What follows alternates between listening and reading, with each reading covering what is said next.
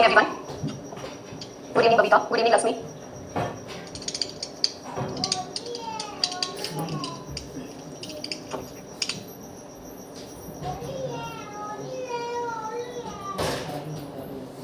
Okay, तो आज का टॉपिक हम स्टार्ट करते हैं। ठीक है, ओबीजी के अंदर आज जो टॉपिक पढ़ेंगे हम उसका नाम है गैमेटोजेनेसिस। ठीक है, आज हम जो है वो गैमेटोजेनेसिस के बारे में डिस्कस करने वाले हैं। ठीक है, तो क्लास स्टार्ट करें आज की। Good evening everyone. Gametogenesis start करते हैं। तो गैमेटोजेनेसिस है क्या? तो ये है explain as production of gametes.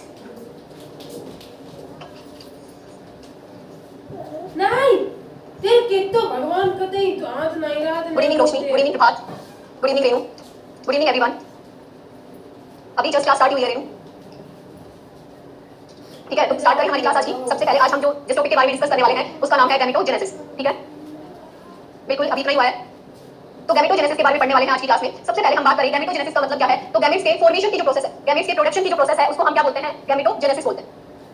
ठीक है, गैमेट्स के बनने की जो प्रोसेस होती है उसको हम क्या बोलते हैं? गैमेटोजेनेसिस बोलेंगे। जो गैमेटोजेनेसिस वर्ड है वो दो वर्ड से मिलकर बना है, एक है गैमेट और दूसरा है जेनेसिस। ठीक है, गैमेट जो होते हैं फीमेल गैमेट होता है ओवम और मेल गैमेट होता है स्पर्म। ठीक है, तो male gamete ovum and female gamete sperm. उसके बाद जो सेकंड वर्ड जो गैमेटोजेनेसिस को बना रहा है उसका वो है जेनेसिस। जेनेसिस का मतलब होता है प्रोसेस ऑफ प्रोडक्शन। प्रोडक्शन की जो प्रोसेस होती है उसको हम क्या बोलते हैं? जेनेसिस बोलते हैं। तो गैमेटोजेनेसिस क्या है? एक ऐसी प्रोसेस जिसकी हेल्प से गैमेट्स का फॉर्मेशन किया जाए, उस प्रोसेस को हम क्या बोलेंगे? गैमेटोजेनेसिस बोलेंगे। और गैमेटोजेनेसिस जो होता है वो रिजल्ट होता है किसका? मियोसिस का। ठीक है, it is the result of meiotic division. ये जो है वो मियोटिक डिवीजन का रिजल्ट होता है। ठीक है, तो सबसे पहले एक चीज समझना कि देखो हमारी बॉडी के जो सेल्स हैं वो कंटीन्यूअसली क्या करते रहते हैं? डिवाइड करते रहते हैं। ठीक है, यानी कि सेल डिवीजन जो है हमारी बॉडी के अंदर होता रहता है। तो जो सेल डिवीजन चलता रहता है उस सेल डिवीजन के लिए दो तरीके की प्रोसेस है जो रिस्पांसिबल होती है। जो हमारी बॉडी के अंदर सेल डिवीजन चलता है उसके लिए दो तरीके की प्रोसेस रिस्पांसिबल होती है। एक होता है माइटोसिस, एक प्रोसेस का नाम है माइटोसिस और एक होती है मियोसिस। ठीक है, तो माइटोसिस और मियोसिस क्या चीज है? माइटोसिस डिवीजन एक ऐसा डिवीजन जिसके अंदर सेल के डिवाइड करने पे क्रोमोसोम के नंबर क्या रहे? सिमिलर रहे, सेम रहे, आगे नहीं हो, उस डिवीजन को हम क्या बोलते हैं? Mitosis division. जैसे कि एक सेल है, सेल के अंदर पूरे क्रोमोसोम के नंबर कितने होते हैं? 46 होते हैं। जब सेल डिवाइड कर रहा है और सेल के डिवाइड करने पे जो टोटल सेल्स बनी है उन सेल के अंदर भी अगर क्रोमोसोम के नंबर 46 ही रहे तो उसको हम क्या बोलते हैं? माइटोटिक डिवीजन बोलेंगे। क्या बोलेंगे? माइटोटिक डिवीजन बोलेंगे। ठीक है रेणु, आपसे आपकी बात ध्यान रखी जाएगी। तो जो हमारी बॉडी के अंदर जो सेल डिवाइड करते हैं वो दो प्रोसेस से करेंगे, एक माइटोटिक डिवीजन से और एक मियोटिक डिवीजन से। हम बात करें माइटोटिक डिवीजन क्या होती है, तो ऐसा डिवीजन जिसके अंदर सेल के डिवाइड करने पे क्रोमोसोम के नंबर हाफ नहीं हो, सेम ही रहे, उस डिवीजन को हम क्या बोलते हैं? माइटोटिक डिवीजन बोलते हैं। ठीक है, और दूसरा होता है मियोटिक डिवीजन। मियोटिक डिवीजन का मतलब है कि जब सेल डिवाइड करे तो सेल के डिवाइड करने पे क्रोमोसोम के नंबर क्या हो जाए? हाफ हो जाए। जैसे कि एक सेल है, सेल के अंदर क्रोमोसोम के नंबर है कितने? 46 है ना। जब ये सेल डिवाइड करा तो इसके अंदर क्रोमोसोम के नंबर क्या हो गए? हाफ हो गए, तो उसको हम क्या बोलेंगे? मियोटिक डिवीजन बोलेंगे। क्या बोलेंगे? Meiotic division. ठीक है, समझ में आया मियोसिस क्या है और माइटोसिस क्या है? समझ में आ गया सभी को मियोटिक डिवीजन क्या होती है और माइटोटिक डिवीजन क्या होती है? ओके, ठीक है, तो हमारी बॉडी के अंदर जो सेल डिवाइड होते हैं वो दो प्रोसेस होते हैं, एक होती है माइटोसिस प्रोसेस और एक होती है मियोटिक प्रोसेस। ठीक है, हमारी बॉडी के जितने भी सेल्स हैं वो सारे के सारे जो है वो किससे डिवाइड होते हैं? माइटोसिस की प्रोसेस से डिवाइड होते हैं। ठीक है, लेकिन जो गैमेट होते हैं, मेल गैमेट और फीमेल गैमेट यानी ओवम एंड स्पर्म का जो फॉर्मेशन होता है, गैमेट जो बनते हैं वो कौन सी प्रोसेस से बनेंगे? मियोटिक डिवीजन से बनेंगे। बॉडी के अंदर जितनी भी सेल्स हैं उनको डिवाइड करवाने के लिए कौन सी प्रोसेस रिस्पांसिबल होगी? माइटोसिस प्रोसेस रिस्पांसिबल होगी। और जो गैमेट्स हैं, गैमेट्स के डिवीजन के लिए कौन सी प्रोसेस रिस्पांसिबल होगी? मियोटिक डिवीजन जो रिस्पांसिबल होगी। अभी तो सही है लक्ष्मी। सिमिलर अगर रहेगा तो माइटोसिस और अगर क्रोमोसोम के नंबर हाफ हो जाते हैं तो मियोटिक डिवीजन। जी, माइटोसिस में डिवीजन नहीं होता है। सही है, समझ में आ गया। तो जो हमने देखो लास्ट स्लाइड में हमने क्या देखा? गैमेटोजेनेसिस का मतलब समझा। गैमेटोजेनेसिस का मतलब क्या है? गैमेट के फॉर्मेशन की जो प्रोसेस है उसको हम क्या बोलते हैं? गैमेटोजेनेसिस बोलते हैं। और गैमेटोजेनेसिस के अंदर जो गैमेट का फॉर्मेशन होता है वो कौन सी प्रोसेस से होगा? मियोटिक डिवीजन से होगा। कौन सी प्रोसेस से होगा? मियोटिक डिवीजन से। क्लियर है? इतना समझ में आ गया। अब जो हम बात करें जो गैमेट बनते हैं, ठीक है, जो गैमेट होते हैं कौन कौन से गैमेट? मेल गैमेट क्या होगा? स्पर्म होगा, फीमेल गैमेट ओवम होगा। तो जो मेल एंड फीमेल गैमेट बनते हैं वो कैसे होते हैं? पहली चीज अनपेयर होते हैं। अनपेयर मतलब किसी दूसरे सेल के साथ पेयर में प्रेजेंट नहीं होते, सिंगल होते हैं, इसलिए इनको हम क्या बोलेंगे? अनपेयर सेल बोलते हैं। उसके अलावा ये हैप्लॉइड होते हैं। हैप्लॉइड भी सेम जो है, हैप्लॉइड जो सिंगल सेल है उसको हम हैप्लॉइड सेल बोलते हैं। और अगर सेल किसी दूसरे सेल के साथ पेयर में प्रेजेंट है तो उसको हम डिप्लॉइड सेल बोलते हैं। क्योंकि हमारे गैमेट क्या है? सिंगल सेल होते हैं, किसी दूसरे सेल के साथ जो है पेयर में प्रेजेंट नहीं होते, इसलिए इनको हम हैप्लॉइड सेल बोलते हैं। और क्योंकि जितने भी गैमेट्स हैं, मेल गैमेट और फीमेल गैमेट दोनों के अंदर क्या होता है? क्रोमोसोम के नंबर हाफ होते हैं। और क्यों होते हैं क्रोमोसोम के नंबर हाफ? क्योंकि वो कौन सी प्रोसेस से उनका फॉर्मेशन होता है? मियोटिक डिवीजन से। मियोटिक डिवीजन से गैमेट्स का फॉर्मेशन होता है, इसलिए उनके अंदर क्रोमोसोम के नंबर क्या होते हैं? हाफ होते हैं। और क्योंकि उनके अंदर क्रोमोसोम के नंबर हाफ है इसलिए उनको हम किससे डिनोट करते हैं? एन से डिनोट करेंगे। क्लियर है? ये सारी बातें समझ में आ गई सभी को? यहाँ पे किसी को कोई डाउट नहीं है? अब देखो हम बात करें कि किस तरीके से जो है गैमेटोजेनेसिस के अंदर जो गैमेट बनते हैं, male gamete and female gamete, उनके बारे में जो डिस्कस करेंगे हम। ठीक है, इसके बाद सबसे पहले क्या होता है? जब बच्चा इंट्रायूटेराइन लाइफ में होगा ना, इंट्रायूटेराइन लाइफ के अंदर जब बच्चा इंट्रायूटेराइन लाइफ के अंदर होता है यानी जब बच्चा मदर के वोम में प्रेजेंट है। अच्छा एग्जांपल वापस है, ये जो गैमेट्स है, गैमेट जो होते हैं ना, जो हमारे male gamete and female gamete है ना, मेल गैमेट और फीमेल गैमेट जो है उनको हम अनपेयर्ड सेल बोल सकते हैं। ठीक है, अनपेयर्ड सेल इसलिए बोल सकते हैं क्योंकि वो सिंगल सेल होते हैं, किसी दूसरे सेल के साथ पेयर में नहीं प्रेजेंट होते, इसलिए उनको हम अनपेयर्ड सेल बोलते हैं। उसके अलावा उनको हैप्लॉइड सेल भी बोला जाता है। अगर एक साथ में दो सेल प्रेजेंट होते हैं तो उनको हम डिप्लॉइड सेल बोलते हैं। और अगर जो है क्या होता है कोई एक सिंगल सेल प्रेजेंट होता है तो उसको हम क्या बोलते हैं? हैप्लॉइड सेल है वो बोलेंगे। क्लियर है? उसके बाद एन किसको इंडिकेट कर रहा है? एन इंडिकेट कर रहा है क्रोमोसोम के नंबर हाफ को। जो हमारे गैमेट है उनका फॉर्मेशन मियोटिक डिवीजन से हो रहा है और मियोटिक डिवीजन के अंदर क्रोमोसोम के नंबर क्या हो जाते हैं? हाफ हो जाते हैं। और अगर किसी सेल के अंदर क्रोमोसोम के नंबर हाफ प्रेजेंट है यानी अगर 23 क्रोमोसोम प्रेजेंट है किसी सेल के अंदर तो उस सेल को हम एन से डिनोट करते हैं। ठीक है, उस सेल को हम किससे डिनोट करेंगे? एन से डिनोट करेंगे। और अगर किसी सेल के अंदर क्रोमोसोम के नंबर 46 है तो उस सेल को हम 2n से डिनोट करते हैं। ठीक है, समझ में आ गया? अभी गैमेट्स को हम अनपेयर्ड सेल क्यों बोल रहे हैं, हैप्लॉइड सेल क्यों बोल रहे हैं, उसको एन से डिनोट क्यों कर रहे हैं, ये चीज समझ में आ गई सभी को? गुड इवनिंग ज्योति। ठीक है, तो ये देखा। अब देखो जो गैमेटोजेनेसिस की प्रोसेस समझने वाले हम, गैमेटोजेनेसिस जो है गैमेट्स का फॉर्मेशन किस तरीके से होगा वो समझेंगे। तो देखो सबसे पहले बात करें इंट्रायूटेराइन लाइफ की। जब बच्चा मदर के वोम में है ना, तो उस टाइम पे क्या होता है? 2 मंथ की लाइफ के ऊपर यानी प्रेगनेंसी का जो 2 महीने का पीरियड है उस पीरियड के ऊपर सबसे पहले क्या बनती है? जर्म सेल का फॉर्मेशन होता है। सबसे पहले क्या होता है, जर्म सेल का फॉर्मेशन होता है कब, 2 मंथ के ऊपर। जो 2 मंथ का पीरियड है उसके ऊपर जर्म सेल का फॉर्मेशन होगा। जैसे ही जर्म सेल बनेगी, जर्म सेल बनने के बाद ही क्या होते हैं, सारे ऑर्गन्स डेवलप होते हैं। बच्चे के अंदर जितने भी ऑर्गन्स डेवलप होंगे वो किससे डेवलप होंगे, जर्म सेल से डेवलप होंगे। तो सबसे पहले ठीक है, तो सबसे पहले क्या होगा, सबसे पहले जो 2 महीने के टाइम पे जर्म सेल का फॉर्मेशन हो जाएगा और इसी जर्म सेल से आगे जाके क्या बनते हैं, गैमेट्स बनते हैं। ठीक है, किस तरीके से, जैसे 2 महीने के ऊपर जर्म सेल बन गए, अब 2 महीने के ऊपर क्या होता है, एक सेक्स रेगुलेटिंग वाई क्रोमोसोम आता है। ये क्या होता है, सेक्स रेगुलेटिंग वाई क्रोमोसोम। अब समझना, देखो एक फीमेल है, फीमेल के अंदर फर्टिलाइजेशन हुआ, फर्टिलाइजेशन के बाद फीमेल ने कंसीव कर लिया, कंसीव करने के बाद प्रेगनेंसी के 2 महीने के ऊपर जर्म सेल भी बन गई और अब इसी जर्म सेल से आगे जाके क्या होगा, बच्चे के ऑर्गन्स का डेवलपमेंट होगा। इसी 2 महीने के ऊपर सबसे पहले जो बताया है सेक्स रेगुलेटिंग वाई क्रोमोसोम के बारे में। अगर क्या होता है बच्चे के अंदर, अगर 2 महीने पे सेक्स रेगुलेटिंग वाई क्रोमोसोम अगर आता है तो ये इंडिकेट करेगा, अगर वाई क्रोमोसोम प्रेजेंट है तो वाई क्रोमोसोम की प्रेजेंस की वजह से क्या होगा, स्पर्म बनेगा। क्या बनेगा, स्पर्म बनेगा, यानी कि स्पर्मेटोजेनेसिस होगा।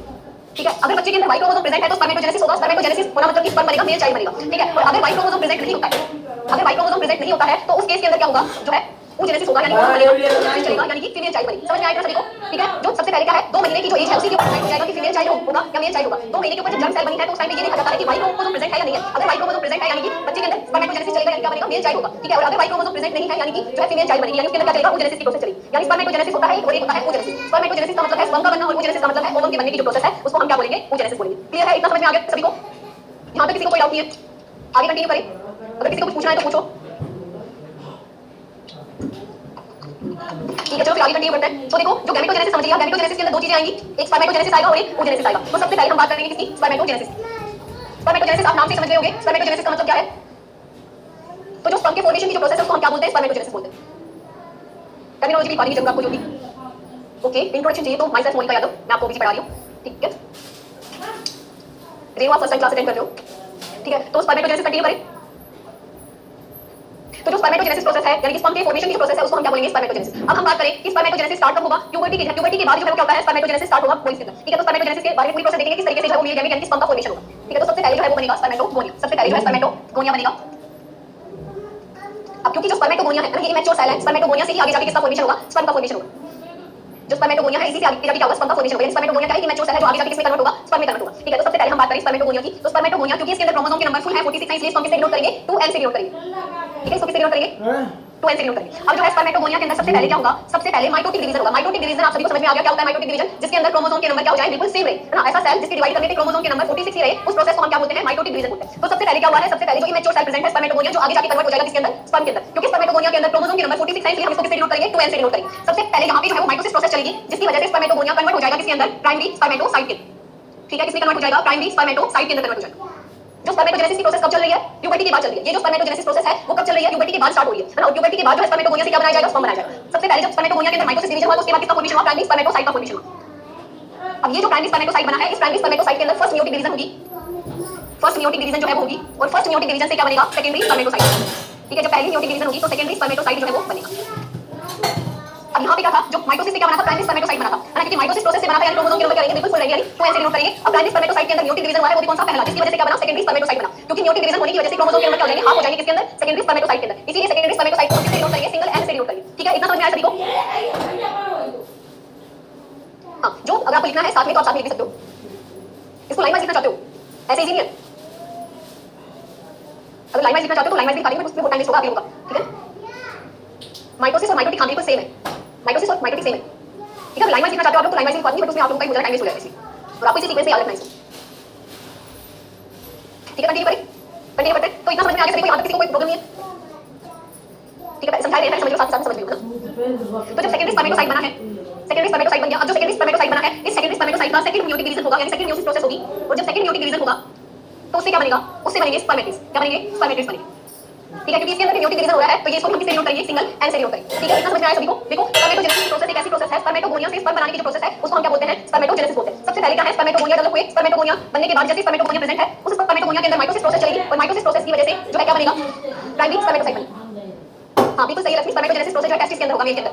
ठीक है, स्पर्मेटोगोनिया के अंदर माइटोसिस प्रोसेस हुआ जिसकी वजह से प्राइमरी स्पर्मेटोसाइट का फॉर्मेशन हुआ। अब ये जो प्राइमरी स्पर्मेटोसाइट है इसके अंदर पहली बार मियोसिस प्रोसेस होगी जिसकी वजह से क्या बना, सेकेंडरी स्पर्मेटोसाइट बना। और क्योंकि सेकेंडरी स्पर्मेटोसाइट के अंदर क्रोमोसोम के नंबर क्या हो गए, आधे हो गए, इसलिए हम इसको किससे डिनोट करेंगे, सिंगल n से डिनोट करेंगे। उसके बाद क्या है, पहली यहां होगी मियोटिक डिवीजन, जो सेकंड मियोसिस प्रोसेस है वो होगी कहां पे, यहां पे। जो सेकंड मियोटिक डिवीजन होगी जिसकी वजह से सेकेंडरी स्पर्मेटोसाइट से क्या बन जाएगा, स्पर्मेटिड्स बन जाएगा। ठीक है, स्पर्मेटिड जो बन गया। अब आगे देखिए, जो स्पर्मेटिड्स बना है, ये जो स्पर्मेटिड बने हैं इस स्पर्मेटिड के अंदर क्या किया जाएगा, कुछ मॉर्फोलॉजिकल चेंजेस किए जाएंगे। जो स्पर्मेटिड का फॉर्मेशन हुआ है इसके अंदर कुछ मॉर्फोलॉजिकल चेंजेस किए जाएंगे। मॉर्फोलॉजिकल चेंजेस करने का मतलब है कि जो स्पर्मेटिड बना है इनको न्यूट्रिशन प्रोवाइड कराया जाएगा जिससे इनकी मोटिलिटी इंक्रीज हो सके, इनका लाइफ स्पैन इंक्रीज हो सके। हाँ, ये जो चेंजेस हो रहे हैं स्पर्म के अंदर, जो स्पर्मेटिड की जो मोटिलिटी बढ़ाना ना उसकी लाइफ स्पैन बढ़ाना, ये सारे जो चेंजेस हो रहे हैं उन्हीं चेंजेस को हम क्या बोलते हैं, मॉर्फोलॉजिकल चेंजेस बोलते हैं। तो जो स्पर्मेटिड का फॉर्मेशन हुआ है उसके अंदर मॉर्फोलॉजिकल चेंजेस होंगे और मॉर्फोलॉजिकल चेंजेस होने के बाद जो स्ट्रक्चर बनेगी एंड में, उस स्ट्रक्चर को हम क्या बोलते हैं, स्पर्मेटोजोआ बोलते हैं। क्या बोलेंगे, स्पर्मेटोजोआ। क्लियर है, समझ में आ गया यहाँ तक सभी को?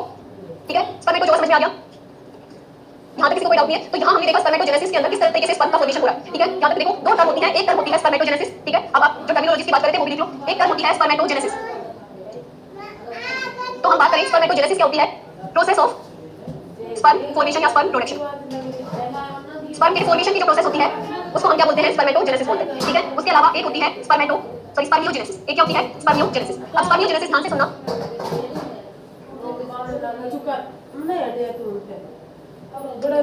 समझ नहीं आया? हाँ लक्ष्मी, नीचे म्यूटिक डिवीजन हुआ। देखो जो स्पर्मेटिड्स बने हैं ना, जो स्पर्मेटिड बने हैं ये स्पर्मेटिड म्यूटिक डिवीजन की हेल्प से बने। अब ये स्पर्मेटिड बन गए, अब ये जो स्पर्मेटिड बने हैं इन्हीं स्पर्मेटिड के अंदर कुछ चेंजेस किए जाएंगे। अब यहाँ पे डिवीजन नहीं होगा, अब यहाँ पे क्या होगा, इन स्पर्मेटिड के अंदर कुछ चेंजेस किए जाएंगे। मान लो यहाँ पे स्पर्म बन गया, तो ये सेल बन गई है, इस सेल की मोटिलिटी बढ़ाई जाएगी। मोटिलिटी बढ़ाने का मतलब है मूवमेंट बढ़ाई जाएगी, इसका लाइफ स्पैन बढ़ाया जाएगा। तो ये जो चेंजेस किए जा रहे हैं स्पर्मेटिड के अंदर उसको हम क्या बोलते हैं, कौन से चेंजेस हो रहे हैं, मॉर्फोलॉजिकल चेंजेस हो रहे हैं। और ये जो मॉर्फोलॉजिकल चेंजेस करने के बाद जो स्ट्रक्चर हमारे पास आती है, उस स्ट्रक्चर को हमने क्या नाम दे दिया, स्पर्मेटोजोआ। यानी स्पर्मेटोजोआ जो है वो मॉडिफाइड फॉर्म है किसकी, स्पर्मेटिड। ये है, हाँ बिल्कुल सही, जैसे बिल्कुल सही कह रहे हो, जैसे कि ओवरी के अंदर फोलिकल मैच्योर होने पे ओवम बनेगा, वैसे ही इसके अंदर जो है क्या बन रहा है, स्पर्मेटोजोआ। ये है, समझ में आ गया सभी को? ठीक है, अब हम टर्मिनोलॉजी के लिए बोल रहे थे, टर्मिनोलॉजी समझो। एक प्रोसेस हमने जो डिस्कस कर लिया, जो होती है हो गया आपके लिए स्पर्मेटोजेनेसिस। स्पर्म के फॉर्मेशन की जो प्रोसेस है उसी को हम क्या बोलते हैं, स्पर्मेटोजेनेसिस बोलते हैं। ठीक है, उसके बाद नेक्स्ट जो प्रोसेस है वो है स्पर्मियोजेनेसिस। स्पर्मियोजेनेसिस क्या है, देखो स्पर्मेटिड से स्पर्मेटोजोआ में कन्वर्ट होने की प्रोसेस है। स्पर्मेटिड से जो स्पर्मेटोजोआ बन रहा है उसी प्रोसेस को हम क्या बोल रहे हैं, स्पर्मियोजेनेसिस बोल रहे हैं। ठीक है, तो द प्रोसेस ऑफ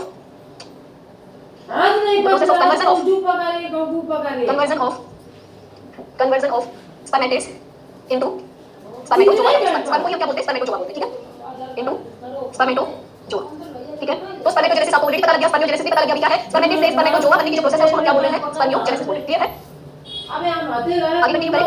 तुम पकड़ ही रहा। अब हम सबसे पहले हम बात करें ड्यूरेशन की। जो स्पर्मेटोजेनेसिस जो ओपन हो रहा है, ओके जरूर दिखाएंगे आप लोगों को। ठीक है, जो अब जो स्पर्मेटोजेनेसिस हो रहा है, अब हम बात करें ड्यूरेशन की, कि स्पर्म बनने में या पूरी जो स्पर्मेटोजेनेसिस जो प्रोसेस है, इस पूरी स्पर्मेटोजेनेसिस की प्रोसेस को कंप्लीट होने में कितना टाइम लगता है। तो ये जो पूरी स्पर्मेटोजेनेसिस प्रोसेस है, यानी कि स्पर्मेटोगोनिया से लेके स्पर्मेटोजोआ बनने की जो प्रोसेस है, इसमें कितना टाइम लगेगा, तो इसका टाइम ड्यूरेशन होता है 72 से लेके 74 डेज ना। 72 से 74 डेज के अंदर क्या होती है, स्पर्मेटोजेनेसिस की प्रोसेस कंप्लीट होती है। ठीक है ना, बिल्कुल सही है। 61 डेज भी निकला हुआ है कई जगह पे, है ना, बट जो एग्जैक्ट हम बात करें रिसेंटली जो माना जाता है वो है 72 से लेके 74 डेज। 72 से लेके 74 डेज के अंदर स्पर्मेटोगोनिया से क्या बनेगा, स्पर्मेटोगोनिया से स्पर्मेटोजोआ का फॉर्मेशन होगा। ठीक है, उसके अलावा हम बात करें सॉरी नेक्स्ट जो है स्पर्मियोजेनेसिस। स्पर्मियोजेनेसिस मतलब समझ में आ गया, यानी कि स्पर्मेटिड से स्पर्मेटोजोआ बनने में कितना टाइम लगता है, तो स्पर्मेटिड से स्पर्मेटोजोआ बनने में टाइम लगता है 14 डेज का। 14 डेज के अंदर जो है स्पर्मेटिड से स्पर्मेटोजोआ का फॉर्मेशन हो जाता है। क्लियर है, इतना क्लियर है सभी को? ठीक है, एक और चीज समझना कि क्या होता है, जो एक स्पर्मेटोजेनेसिस प्रोसेस है ना, एक जो स्पर्मेटोजेनेसिस प्रोसेस है, एक स्पर्म, जब एक स्पर्मेटोजेनेसिस प्रोसेस होती है तो कितने स्पर्म बनते हैं, टोटल 4 स्पर्म बनते हैं। एक स्पर्मेटोजेनेसिस प्रोसेस चलेगी तो उससे कितने स्पर्म बनेंगे, टोटल 4 स्पर्म बनेंगे। ठीक है, उसके बाद क्या होता है, इसके अंदर क्या होते हैं, जो 16 स्पर्मेटोगोनिया है एक साथ क्या होते हैं, डिवाइड होते हैं। यानी कि अगर 16 स्पर्मेटोगोनिया एक साथ स्पर्म बना रहे हैं, यानी टोटल एक टाइम पे कितने बनते हैं, कितने स्पर्म बनेंगे, तो एक टाइम पे टोटल जो है वो 64 स्पर्म बनेंगे। क्लियर है, ये बात समझ में आ गई सभी को कि जो एक स्पर्मेटोजेनेसिस प्रोसेस है, जब एक स्पर्मेटोगोनिया से कितने स्पर्म बनते हैं, 4 स्पर्म बनते हैं। ठीक है, और जो स्पर्मेटोजेनेसिस की प्रोसेस है इसके अंदर टोटल 16 स्पर्मेटोगोनिया होते हैं जो एक साथ डिवाइड होते हैं। यानी जब 16 स्पर्मेटोगोनिया डिवाइड हो रहे हैं तो अपने पास एक बार में कितने स्पर्म का फॉर्मेशन होगा, 64 स्पर्म का प्रोडक्शन होगा। क्लियर है, बोतल गर्म हो या उन देखो हम तो ये कहते हैं हम, तो ये जो प्रोसेस है वो कब स्टार्ट हो रही है, after the puberty. This process start after the puberty. ये जो है वो प्यूबर्टी के बाद स्टार्ट होती है। ये जो प्रोसेस है वो प्यूबर्टी के बाद स्टार्ट होती है। ठीक है, नहीं हम तो बहुत परेशान एक और बार समझाने, क्या समझाना बताओ, क्या समझ में आया बताओ दीपिका? पता नहीं कितने बिलियन डाल दो, क्या समझ में आया बताओ? स्पर्मेटोगोनिया समझ नहीं आया?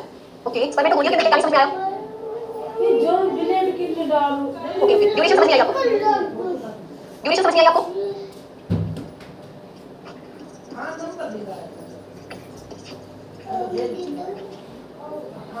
ओके, अभी समझ रहे हैं हम?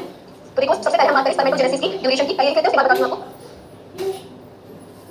तो स्पर्मेटोजेनेसिस क्या है, स्पर्म टू स्पर्मेटोजोआ, सॉरी ये कहते हैं, इसके बाद समझते हैं हम स्पर्मेटोगोनिया टू स्पर्मेटोजोआ क्या है। स्पर्मेटोजेनेसिस है, उसकी ड्यूरेशन क्या होगी, स्पर्मेटोजेनेसिस की ड्यूरेशन होगी, बताओ आप लोग बताओ कितनी होगी, अभी पढ़ा हमने 72 से लेके 74 डेज।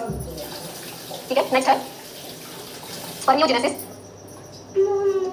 यानी स्पर्मियोजेनेसिस क्या है, स्पर्मेटिड्स टू स्पर्मेटोजोआ।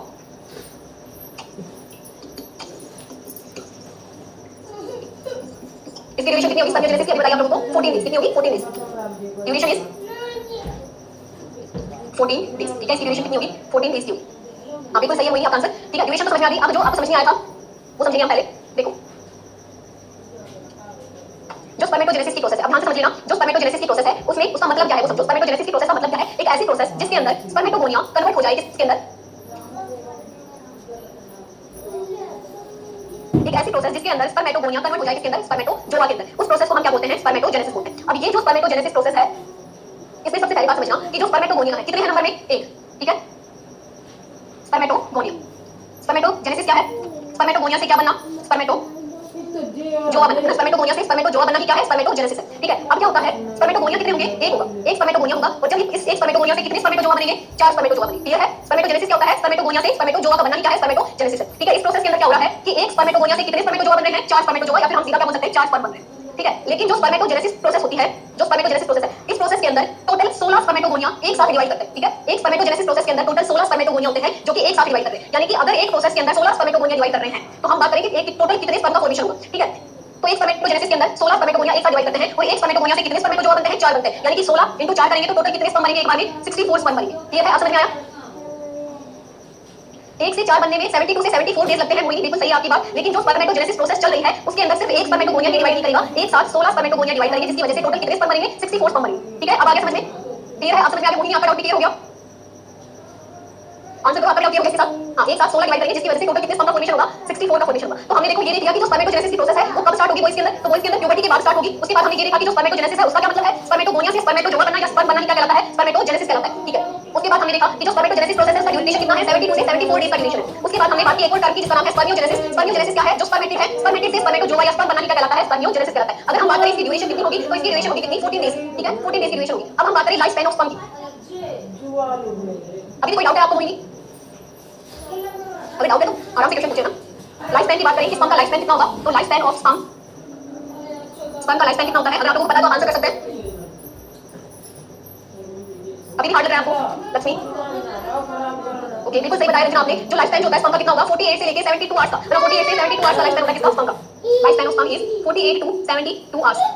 ठीक है, 48 से 72 आवर्स का क्या होगा? लाइफ स्पैन होगा किसका? स्पर्म का। तो ये सारी जो डिटेल्स थी वो हमने डिस्कस की किसके अंदर? स्पर्मेटोजेनेसिस के अंदर। देखो हम क्या पढ़े? स्पर्मेटोजेनेसिस हमारा टॉपिक पढ़ा हमने। गैमेटोजेनेसिस के अंदर दो चीजें पढ़ी हमने, एक तो मेल गैमेट का फॉर्मेशन और एक आएगा फीमेल गैमेट का फॉर्मेशन। जो मेल गैमेट का फॉर्मेशन है उसको बोलते हैं स्पर्मेटोजेनेसिस, और स्पर्मेटोजेनेसिस हमने कंप्लीटली डिस्कस कर लिया है। इसके बारे में जितने क्वेश्चन पूछे जाएंगे वो इन्हीं क्वेश्चन पूछे जाएंगे, इससे बात क्वेश्चन नहीं आएंगे। ठीक है, उसके बाद जो नेक्स्ट आएगा वो हमारा oogenesis, जिसके बारे में अभी हम डिस्कस करने वाले हैं। स्पर्मेटोजेनेसिस के अंदर अगर कोई डाउट है आपको तो आप पूछ सकते हो। ठीक है, फिर अगर हम आगे, अगर आपको समझ में आ गया अच्छे से तो हम oogenesis पे शिफ्ट होते हैं। अगर रेनू मैं पहले समझा दूंगी उसके बाद अगर एक्सप्लेन करूंगी तो उससे क्या होगा? ये जो प्रोसेस है, ठीक है, ऐसा कर लेंगे हम। लेकिन ये जो प्रोसेस है किस तरीके से क्या बन रहा है वो आप भूल जाओगे, फिर जब दिखाने के टाइम पे याद नहीं आएगी। ऐसा कर सकते हैं हम, जब हम ऐसा कर लेंगे एक इसके अलावा हम ये बातें समझा रहे हैं उसके बाद जो है वापस से मैं आपको एक्सप्लेन कर दूंगी। ठीक है, अगर फिर भी आपको प्रॉब्लम हो रही है तो आप बोलो।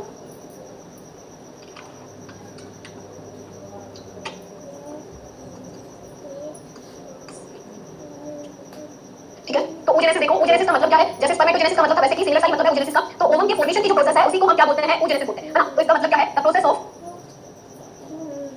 Of ovum formation is called oogenesis। Ovum के बनने की जो प्रोसेस है उसको हम क्या बोलते हैं? oogenesis बोलते हैं। ठीक है, अब जो oogenesis प्रोसेस है वो बिफोर बर्थ ही स्टार्ट हो जाती है। oogenesis start before the birth, मतलब बर्थ से पहले ही oogenesis प्रोसेस स्टार्ट हो जाती है। जैसे हमने स्पर्मेटोजेनेसिस के अंदर देखा था कि स्पर्मेटोजेनेसिस कब स्टार्ट होगा? प्यूबर्टी के बाद। बॉयज के अंदर प्यूबर्टी के बाद जो है वो स्पर्मेटोजेनेसिस की प्रोसेस स्टार्ट होती है। लेकिन अगर हम बात करें oogenesis के अंदर, oogenesis की, तो oogenesis कब स्टार्ट होता है? तो जो oogenesis की प्रोसेस है वो बर्थ से पहले स्टार्ट हो जाती है, यानी कि फीमेल चाइल्ड मतलब कि वomb में है उसी टाइम क्या हो जाएगा? oogenesis स्टार्ट हो जाएगा। क्लियर है? oogenesis कब स्टार्ट होगा? Start before birth. बर्थ से पहले ही क्या हो जाता है? oogenesis स्टार्ट हो जाता है। ठीक है, तो देखो अब हम इसके बारे में देखेंगे। सबसे पहले हम बात करें जर्म सेल बनेगी, कब बनती है जर्म सेल? आंसर करें, हम पढ़ चुके हैं। जर्म सेल का फॉर्मेशन कब होता है? क्लास के स्टार्टिंग में पढ़ चुके हैं, आंसर करें जल्दी। जर्म सेल कब बनेगी? तो जर्म सेल होती है प्रेगनेंसी के 2 महीने के ऊपर। प्रेगनेंसी का जो 2 मंथ का जो पीरियड होता है उसी के ऊपर क्या हो जाता है? जर्म सेल का फॉर्मेशन होता है। ठीक है, 2 महीने के ऊपर जो है बिल्कुल सही है, जिन भी लोगों ने आंसर किया है सही है सभी का। 2 महीने के ऊपर जो है सबसे पहले जर्म सेल बनती है। जैसे कि हमने पहले भी डिस्कस किया, जर्म सेल से आगे जाके क्या होगी? बच्चे के ऑर्गन डेवलप होंगे। तो सबसे पहले जर्म सेल बनी। अब हम बात करें फीमेल चाइल्ड के अंदर क्या होगा? तो फीमेल चाइल्ड के अंदर क्या होगा? जो 4 से 5 महीने का पीरियड है ना, 4 से 5 महीने के ऊपर क्या होगा? 50 से लेके 70 लाख तक क्या बन जाएंगे? oogonia बन जाएंगे। 50 से 70 लाख जो क्या बन जाएंगे? oogonia बन जाएंगे। ठीक है, 4 से 5 महीने के ऊपर 5 से 50 से 70 लाख oogonia बन जाएंगे। अब ये जो oogonia बने हैं, ये इन oogonia से फिर बनेगा क्या? Primary oocyte। क्या बनेगा? प्राइमरी oocyte बनेगा। और और ये जो प्राइमरी ओसाइट है वो कितना बनेगा, कब बनेगा, सॉरी 9 मंथ के ऊपर। प्रेगनेंसी का जो 9 मंथ का पीरियड है उस टाइम पे क्या होगा, प्राइमरी ओसाइट का फॉर्मेशन होगा। तो बात करें प्राइमरी ओसाइट कितने होंगे, तो ये होंगे 20 लाख, कितने होंगे 20 लाख जो है वो होंगे, ठीक है। अब 9 महीने के ऊपर जो प्राइमरी ओसाइट बन गया, प्राइमरी ओसाइट के बाद जो हो जाएगी बच्चे की डिलीवरी हो जाएगी। तो देखो लिखवा दिया, अब समझना क्या होगा, सबसे पहले हम बात कर रहे हैं फीमेल चाइल्ड की, अगर मदर की वोम में फीमेल चाइल्ड है तो उसके अंदर क्या होगा, सबसे पहले 2 महीने के पीरियड पे जर्म सेल का फॉर्मेशन हो गया, जर्म सेल बन गई, जर्म सेल बनने के बाद क्या होगा, जो 4 से 5 महीने का पीरियड है इस टाइम पे 50 से 70 लाख ओवोनिया बच जाएंगे। अब ये जो ओवोनिया बने हैं इनके अंदर क्योंकि क्रोमोसोम के नंबर फुल है इसीलिए इसको हमने किससे डिनोट किया है, 2n से डिनोट किया है। समझ में आई इतनी बात सभी को, क्योंकि ओवोनिया के अंदर क्रोमोसोम के नंबर कितने हैं, फुल है, इसीलिए इसको हमने किससे डिनोट किया है, 2n से डिनोट किया। अब क्या हुआ, ओवोनिया बनी कब बनी, 4 से 5 महीने के ऊपर ओवोनिया बनी। अब क्या होगा, 9 महीने के ऊपर जब प्रेगनेंसी का 9 मंथ आएगा उस 9 मंथ के ऊपर प्राइमरी ओसाइट बनेगी, ठीक है, प्राइमरी ओसाइट बनेंगे और प्राइमरी ओसाइट कितने बनेंगे, कितने नंबर हो जाएंगे, इनके 20 लाख नंबर हो जाएंगे। और क्योंकि प्राइमरी ओसाइट के अंदर अभी तक कोई म्यूसिस नहीं पढ़ा हमने, अभी तक हमने पढ़ा कोई म्यूटिक डिवीजन हुआ है यहाँ तक, तो यहाँ तक अभी तक कोई भी म्यूटिक डिवीजन नहीं हुआ है, इसीलिए ये जो प्राइमरी ओसाइट होगा इसके अंदर भी क्रोमोसोम के नंबर कितने होंगे, फुल होंगे 46 होंगे, इसीलिए प्राइमरी ओसाइट को भी किससे डिनोट करेंगे हम, 2n से डिनोट करेंगे। समझ में आया सभी को। अब 9 मंथ के बाद क्या हो जाएगा, बच्चे की डिलीवरी हो जाएगी, बच्चा डिलीवर हो जाएगा एक्स्ट्रा यूट्राइन लाइफ में, बच्चा डिलीवर हो जाएगा। जब बच्चा डिलीवर हुआ तो डिलीवरी से लेके यानी कि बच्चे की बर्थ हो गई, बर्थ से लेके प्यूबर्टी तक क्या चलेगी, अरेस्ट फेज चलेगी, ठीक है, बर्थ से लेके प्यूबर्टी तक बच्चे के अंदर क्या चलेगी, अरेस्ट फेज चलेगी। और ये जो अरेस्ट फेज है इसी को हम एक और नाम से जानते हैं, इसको बोलते हैं डिक्टाइट फेज। क्या बोलेंगे, डिक्टाइट फेज जो बोलेंगे, अरेस्ट फेज और डिक्टाइट फेज बोलते हैं। इस अरेस्ट फेज चलना और डिक्टाइट फेज चलने का मतलब है कि 9 महीने के ऊपर बच्चे के अंदर प्राइमरी ओसाइट बने थे, उसके बाद बच्चा डिलीवर हो गया, डिलीवर होने के बाद कोई भी जो है वो डिवीजन नहीं होगा, ना कोई भी डिवीजन नहीं होगा। जब प्यूबर्टी बर्थ से लेके प्यूबर्टी तक कोई भी डिवीजन नहीं होगा, बिल्कुल अरेस्ट फेज चलेगी। अरेस्ट फेज मतलब इस टाइम पे कोई भी डिवीजन नहीं होगा, ठीक है, इसलिए हमने बोला क्या चलेगा, अरेस्ट फेज चलेगा। उसके बाद क्या होगा, जैसे ही प्यूबर्टी स्टार्ट होगी, प्यूबर्टी स्टार्ट होते ही ये डिवीजन वापस से क्या हो जाएगा, कंटिन्यू हो जाएगा। यानी क्या हुआ था, हमारे पास लास्ट में क्या बना था, प्राइमरी ओसाइट बना था, कब, at the time of birth, birth के ऊपर प्राइमरी ओसाइट बने थे, यही प्राइमरी ओसाइट आगे कहां पे, प्यूबर्टी तक। और प्राइमरी ओसाइट के अंदर क्योंकि क्रोमोसोम के नंबर कितने हैं, बिल्कुल 46 है, इसीलिए हम इसको किससे डिनोट करेंगे, 2n से डिनोट करेंगे। अब ये जो प्राइमरी ओसाइट प्रेजेंट है किसके अंदर, बैक करना है, इसे डिनोट कर देते हैं। तो ये जो प्राइमरी ओसाइट है कब की बात हो रही है, अभी प्यूबर्टी की बात हो रही है। जैसे ही प्यूबर्टी स्टार्ट हो जाएगी गर्ल्स के अंदर वापस से प्राइमरी ओसाइट का डिवीजन होना शुरू हो जाएगा। तो देखो बर्थ के ऊपर 9 मंथ के ऊपर जो है प्राइमरी ओसाइट कितने थे, 20 लाख थे, प्राइमरी ओसाइट के टाइम कितने थे, 20 लाख थे। लेकिन प्यूबर्टी तक आते आते ये जो प्राइमरी ओसाइट है उनके नंबर क्या हो जाएंगे, डिक्रीज हो जाएंगे। प्यूबर्टी तक कितने प्राइमरी ओसाइट बचेंगे हमारे पास, 4 है, कितने बचेंगे, 4, ठीक है। तो देखो पहले सबसे पहले 4 से 5 महीने के ऊपर 50 से 70 लाख ओवोनिया थे, उसके बाद 9 मंथ के ऊपर आगे चल के 20 लाख जो है वो प्राइमरी ओसाइट बने, ठीक है। अब बर्थ हो गया, बर्थ के टाइम पे 20 लाख प्रेजेंट है, लेकिन जब तक प्यूबर्टी स्टार्ट होगी, प्यूबर्टी आते आते कितने हो जाएंगे, 4 लाख हो जाएंगे। यानी कि क्या क्या समझ में आ रहा है आप लोगों को इससे कि जैसे जैसे एज एडवांस होगी इनके काउंट क्या होते जाते हैं, कम होते जाते हैं, रिड्यूस होते जाते हैं, ठीक है। इतना समझ में आ गया, पीछे का लिखना है आप लोगों को। तो देखो देख लो, सबसे पहले हम बात कर रहे हैं फीमेल चाइल्ड की, जो फीमेल है उसके अंदर वो जैसे प्रोसेस चलेगी। सबसे पहले 2 महीने के ऊपर सबके अंदर चाहे मेल चाइल्ड हो या फीमेल चाइल्ड हो, दोनों के अंदर ही क्या होगा, जर्म सेल का फॉर्मेशन होगा। अब ये जो जर्म सेल है इसी से आगे जाकर हमारी बॉडी के सारे ऑर्गन्स जो है वो सारे ऑर्गन्स बनते हैं। अब क्योंकि हम ओजेनेसिस पढ़ रहे हैं, ओजेनेसिस के अंदर क्या देखते हैं, सबसे पहले जो 4 से 5 महीने का जो टाइम पीरियड है प्रेगनेंसी का, उस 4 से 5 महीने के ऊपर ओवोनिया बन जाएगी, ठीक है। और क्योंकि ये ओवोनिया मैं आपको बार-बार रिपीट करूंगी, 2n 2 आपको खुद को समझना है, जब तक मैं मियोसिस प्रोसेस नहीं बोलूं तब तक क्या रहेगी, 2n ही रहेगी, ठीक है। अब क्योंकि जो 4 से 5 सॉरी 50 से 70 लाख ओवोनिया बन गए हैं, कब बने हैं, 4 से 5 महीने के ऊपर। अब प्रेगनेंसी के 9 मंथ पे क्या हुआ है, प्राइमरी ओसाइट बने, ठीक है। 9 मंथ के बाद बच्चा क्या हो जाएगा, डिलीवर हो जाएगा। अब बच्चे की बर्थ हो गई, कोई भी डिवीजन नहीं चलेगा, क्योंकि कोई भी डिवीजन नहीं हो रहा है, इसीलिए इस फेज को हम क्या बोलते हैं, अरेस्ट फेज। बर्थ से लेके प्यूबर्टी तक का जो टाइम पीरियड है इस पीरियड को हम क्या बोलेंगे, अरेस्ट फेज। और इसी अरेस्ट फेज को एक और नाम से वो जानते हैं जिसका नाम होता है डिक्टाइट फेज, क्लियर है। 20 लाख होंगे, 2 लाख नहीं होंगे रंजना, बर्थ के टाइम पे आपने 2 मिलियन पढ़ा होगा, आपने 2 मिलियन पढ़ा होगा, इसलिए आपको 2 लाख याद आ गया। 20 लाख होंगे और 2 मिलियन बोल रहे 20 लाख बोल रहे, ठीक है। तो बर्थ के टाइम पे 20 लाख ही रहेंगे। उसके बाद जब प्यूबर्टी आएगी, जब प्यूबर्टी आएगी गर्ल के अंदर, तो उस टाइम पे जो कितने हो जाएंगे, 4 लाख हो जाएंगे, ठीक है। अब क्या होगा, अब प्यूबर्टी स्टार्ट हुई, प्यूबर्टी के स्टार्ट होते ही जो डिवीजन होगा तो वापस से क्या हो जाएगा, स्टार्ट हो जाएगा, ठीक है। तो अब जो प्राइमरी ओसाइट है इसके अंदर पहला म्योटिक डिवीजन होगा। म्योसिस का मतलब आप लोगों को पता है, हम ऑलरेडी डिस्कस कर चुके हैं। म्योसिस का मतलब एक ऐसी प्रोसेस जिसके अंदर क्रोमोसोम के नंबर क्या हो जाए, हाफ हो जाएंगे। और इस टाइम पे क्रोमोसोम के नंबर कितने हो जाएंगे, 46 हो जाएंगे, ठीक है। और हाफ हो जाना मतलब कितने हो जाएंगे, 23 हो जाएंगे। तो प्राइमरी ओसाइट के अंदर फर्स्ट म्योटिक डिवीजन होगा, फर्स्ट म्योटिक डिवीजन होगा। और जैसे ही पहला म्योटिक डिवीजन होगा तो पहले म्योटिक डिवीजन होते ही क्या बनेगा, हमारे पास बनेगा सेकेंडरी ओसाइट। एक तो बनेगा हमारे पास सेकेंडरी ओसाइट बनेगा। सेकेंडरी ओसाइट को हम क्या बोलते हैं, ओवम को। जो सेकेंडरी ओसाइट है उसको हम क्या बोलते हैं, ओवम। एक तो सेकेंडरी ओसाइट बनेगा और उसके साथ में एक क्या बनेगी, पोलर बॉडी बनेगी। क्या बनेगी, पोलर बॉडी है वो बनेगी। समझ में आया, इतना समझ में आया सभी को, यहाँ पे किसी को कोई डाउट नहीं है। तो जो ओजेनेसिस की जो प्रोसेस है वो कब शुरू हो जाती है, इंट्रायूटेराइन लाइफ में शुरू हो जाती है। इंट्रायूटेराइन लाइफ का मतलब है जब बच्चा मदर के वोम में है उसी टाइम पे क्या हो जाएगी, ओजेनेसिस की प्रोसेस स्टार्ट हो जाएगी। जिसमें क्या हो रहा है, जो 4 से 5 महीने के ऊपर ओवोनिया बन गए, ठीक है, कितने बने, 50 से 70 लाख। 9 महीने के ऊपर क्या बने, प्राइमरी ओसाइट बनी। फिर बच्चे की बर्थ हो गई, बर्थ होने के बाद जो है प्यूबर्टी तक लेके कोई भी डिवीजन नहीं चलेगा। जैसे प्यूबर्टी स्टार्ट होगी वापस से डिवीजन होना क्या हो जाएगा, शुरू हो जाएगा। प्यूबर्टी के ऊपर आते आते जो है प्राइमरी ओसाइट की काउंट कम हो जाएगी, कितने हो जाएंगे, 4 लाख हो जाएगी। और ये जो प्राइमरी ओसाइट है, इस प्राइमरी ओसाइट के अंदर पहला म्योटिक डिवीजन होगा, जिसकी वजह से क्या बनेगा, एक तो सेकेंडरी ओसाइट बनेगा और एक पोलर बॉडी बनेगी। और जो सेकेंडरी ओसाइट जो बना है ये क्या है, इसी को हम क्या बोलते हैं, ओवम बोलते हैं। और ओजेनेसिस का पर्पस क्या होता है, जो ओजेनेसिस पढ़ रहे हैं, जैसे हमने स्पर्मेटोजेनेसिस पढ़ा था, तो स्पर्मेटोजेनेसिस का पर्पस क्या था, स्पर्म को बनाना, है ना। स्पर्मेटोजेनेसिस का पर्पस था स्पर्म को बनाना, लेकिन ओजेनेसिस का पर्पस क्या होगा, ओवम को बनाना, ठीक है। तो यहाँ पे ओवम यानी सेकेंडरी ओसाइट का फॉर्मेशन हो गया। किसकी वजह से हुआ है, पहले म्योटिक डिवीजन से। जो सेकेंडरी ओसाइट का फॉर्मेशन हुआ है वो किसकी वजह से हुआ है, फर्स्ट म्योटिक डिवीजन। अब इसके अंदर फीमेल जो है उसके अंदर भी सेकंड म्योटिक डिवीजन होती है, लेकिन वो डिपेंड करता है किसके ऊपर, स्पर्म की अवेलेबिलिटी, ठीक है। जो सेकंड म्योटिक डिवीजन होगा वो किस पे डिपेंड करेगा, स्पर्म की अवेलेबिलिटी पे डिपेंड करेगा, ठीक है। अब क्या होता है, ये जो सेकेंडरी ओसाइट है और पोलर बॉडी बनी है, अब आगे समझना ध्यान से। जो सेकेंडरी ओसाइट बना है, इस ओसाइट का ये जो सेकेंडरी ओसाइट है सीधा हो सकता है ओवम जो बना है, इसका जो लाइफ स्पैन होता है वो 24 से लेके 48 आवर्स तक, सॉरी 12 से लेके 24 आवर्स तक होता है, इसका लाइफ स्पैन होता है। इस 12 से 24 घंटे के अंदर अगर स्पर्म अवेलेबल होता है, अगर 12 से लेके 24 आवर्स के टाइम पीरियड के अंदर अगर स्पर्म अवेलेबल होगा तो फर्टिलाइजेशन हो जाएगा। और फर्टिलाइजेशन की वजह से क्या होगा, सेकंड म्योटिक डिवीजन होगा। क्या होगा, सेकंड म्योटिक डिवीजन जो है वो होगा। और जब सेकंड म्योटिक डिवीजन होने का मतलब है स्पर्म और ओवम का फ्यूजन, ठीक है। अगर जो स्पर्म अवेलेबल है तो ही सेकंड म्योटिक डिवीजन होगा, अगर स्पर्म अवेलेबल नहीं है तो सेकंड म्योटिक डिवीजन भी नहीं होगा। तो अगर जैसे हमने देखा स्पर्म अवेलेबल है तो सेकंड म्योटिक डिवीजन हुआ, और जब सेकंड म्योटिक डिवीजन होगा तो उससे क्या बनेगा, सेकंड म्योटिक डिवीजन से एक तो जाइगोट बनेगा और एक क्या बनेगा, 2 पोलर बॉडीज बनेगी। क्या बनेगी, 2 पोलर बॉडीज जो है वो ठीक है, क्लियर हुआ इतना सभी को? एक तो जाइगोट बैठना, एक जो है वो कोपोलर बॉडी, सॉरी जो जाइगोट है वो क्या है? जाइगोट एक सिंगल सेल स्ट्रक्चर होती है। जाइगोट क्या है? एक सिंगल सेल स्ट्रक्चर होती है जो कि किसके फ्यूजन से बनी है? स्पर्म एंड ओवम के फ्यूजन से बनी है। अब जब स्पर्म क्या है? स्पर्म के अंदर जो है क्रोमोसोम के नंबर कितने होते हैं? हाफ होते हैं, और जो ओवम है उसके अंदर भी क्रोमोसोम के नंबर क्या होते हैं? हाफ होते हैं। जब दोनों के अंदर क्रोमोसोम के नंबर हाफ है और जब दोनों का फ्यूजन हो जाएगा तो उससे क्या बनेगा? जाइगोट। यानी जाइगोट के अंदर क्रोमोसोम के नंबर क्या हो जाएंगे? फुल हो जाएंगे। तो जाइगोट को किससे डिनोट करेंगे हम? 2n से डिनोट करेंगे, ठीक है? अगर क्रोमोसोम के अंदर हाफ है तो उसको किससे डिनोट करें? सिंगल n से डिनोट करें, और अगर क्रोमोसोम के अंदर फुल है तो उसको किससे डिनोट कर रहे हैं? 2n से डिनोट करें। क्लियर है? यहां तक समझ में आ गया सभी को?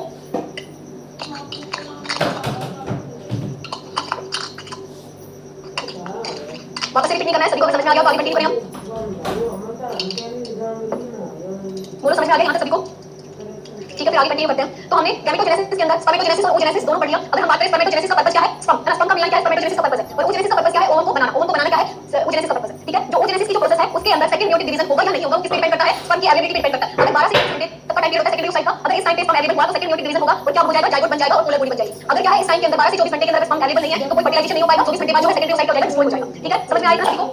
आगे कंटिन्यू करें अब हम बात करें largest cell of human body ना। अगर हम बात करें जैसे अगर क्वेश्चन पूछा जाता है largest cell of human body क्या होता है, तो आपको आंसर करना है ओसाइट। जो सेकेंडरी ओसाइट है उसको बोला जाता है largest cell of human body, ठीक है? जो सेकेंडरी ओसाइट है वो largest cell of human body होता है, ठीक है? लेकिन अगर क्वेश्चन पूछा जाए लार्जेस्ट सेल ऑफ फीमेल, अगर क्वेश्चन पूछा जाए लार्जेस्ट सेल ऑफ फीमेल तो क्या आंसर करना है? तब भी सेम ही आंसर करना है, सेकेंडरी ओसाइट या फिर ओवम से भी दे सकते हैं। अगर क्वेश्चन पूछा जाए secondary oocyte in male, sorry largest cell in mail, mail के अंदर सबसे लार्जेस्ट सेल होता है, तो हमें क्या आंसर करना है? तो हमें आंसर करना है न्यूरॉन, ठीक है? मेल के अंदर लार्जेस्ट सेल क्या होगा? न्यूरॉन होगा, ठीक है? उसके बाद हम बात करें स्मॉलेस्ट सेल ना। उसके बाद अगर मेल फीमेल कोई स्पेसिफिक नहीं देखा, अगर पूछा गया है largest cell in human body, sorry smallest cell in human body, तो smallest cell in human body क्या होगा? स्पर्म है ना, smallest cell in human body sperm. अगर पूछा जाए फीमेल के अंदर तो फीमेल के अंदर आंसर होगा प्लेटलेट, फीमेल के आंसर क्या होगा? प्लेटलेट, ठीक है? अगर मेल के अंदर पूछा जाए तो उसके अंदर भी आंसर होगा स्पर्म होगा, ठीक है? क्लियर है? तो ये जो हमने अभी डिस्कस किया उसको लिख लेते हैं। जैसे अभी मैंने आपको समझाया कि क्या करना है, आंसर करना है। अभी अगर मेल और फीमेल कोई स्पेसिफिक नहीं रहता है तो आपको आंसर क्या करना है? लार्जेस्ट सेल में ओवम या oocyte. Largest cell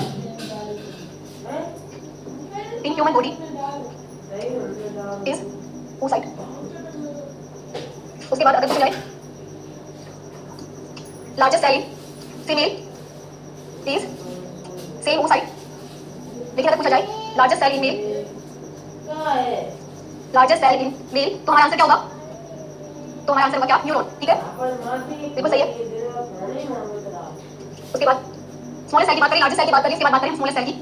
smallest cell in female, sorry अगर कंबाइंड की बात करें smallest cell in human body is, human body के अंदर स्मॉलेस्ट सेल पूछा जाए तो इसके अंदर हमें आंसर करना है क्या? स्पर्म। उसके अलावा अगर स्पेसिफिकली पूछा जाए तो हमें आंसर करना है, बिल्कुल सही आंसर कर रहे हो आप लोग सभी। तो स्मॉलेस्ट सेल इन मेल, तो आंसर करना है, अगर मेल के अंदर स्मॉलेस्ट सेल पूछा जाएगा तो हमारा आंसर क्या होगा? स्पर्म होगा, ठीक है? लेकिन अगर फीमेल के अंदर पूछा जाएगा तो क्या आंसर होगा? Smallest cell in female is platelet, ठीक है? आया समझ में? यहाँ तक किसी को कोई डाउट है? देखो एक और चीज है जो आपको याद रखनी है।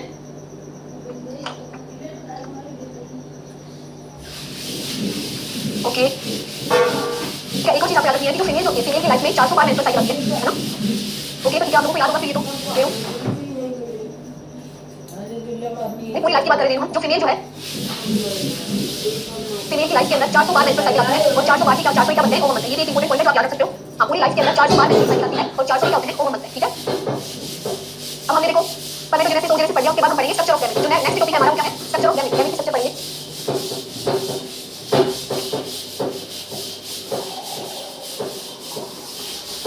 देखो गैमेट की स्ट्रक्चर पढ़ने से पहले मैं आपको कुछ क्वेश्चन पूछती हूं, आपको आंसर करना है, ठीक है? ठीक है, आपको फटाफट आंसर करना है। अभी तो सही होंगी आपका आंसर 12 बार 13 बार, ठीक है? अब हम बात करें, मैं कुछ क्वेश्चन पूछूंगी, आप फटाफट आंसर करेंगे। उसके बाद हम ओवम की स्ट्रक्चर पढ़ेंगे, ठीक है? गैमेट के अंदर सबसे पहले हम ओवम की स्ट्रक्चर पढ़ेंगे, ठीक है? पूछो क्वेश्चन आपको से। तो सबसे पहले आप आंसर करो स्पर्मेटोजेनेसिस का ड्यूरेशन कितना होगा? सबसे पहले आपको बताना है what is the duration of spermatogenesis. Spermatogenesis की ड्यूरेशन कितनी होगी? आंसर करिए, जल्दी आंसर करना है सभी लोगों को। स्पर्मेटोजेनेसिस की ड्यूरेशन बताएं कितनी होगी? बिल्कुल सही मोहिनी, सभी को फटाफट आंसर करना है। 72 से लेके 74 डेज की ड्यूरेशन होती है किसकी? स्पर्मेटोजेनेसिस की। वेरी गुड, सभी का आंसर बिल्कुल ठीक है। नेक्स्ट क्वेश्चन आंसर करें फटाफट। What is the other name of arrest phase? Arrest phase को और किस नाम से जानते हैं हम? जल्दी आंसर करें, अरेस्ट फेज को किस नाम से जानते हैं? जल्दी आंसर करें, दिखता है फेस। वेरी गुड, बिल्कुल सही है। नेक्स्ट क्वेश्चन है what is the life span of sperm? Sperm का लाइफ स्पैन क्या होगा? स्पर्म का लाइफ स्पैन बताइए जल्दी। स्पर्म का लाइफ स्पैन बताइए जल्दी। बिल्कुल सही लक्ष्मी मोहिनी, सबका सही है। 48 से लेके 72 आज का टाइम ड्यूरेशन होता है किसका? उसके बाद स्पर्मेटिड से स्पर्मेटोजोआ बनने की प्रोसेस को क्या बोलेंगे हम? स्पर्मेटिड से स्पर्मेटोजोआ बनने की प्रोसेस को क्या बोलेंगे? आंसर करें सभी। स्पर्मेटिड का स्पर्मेटोजोआ के अंदर कन्वर्ट हो जाना क्या कहलाएगा? आंसर करें सभी जल्दी।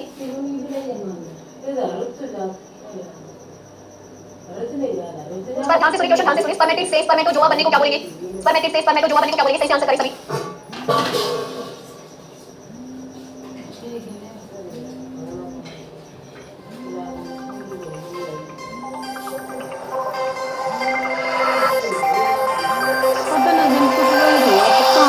चाहिए हमें दो ना मालूम दूसरी तरीका से Hello, Moto.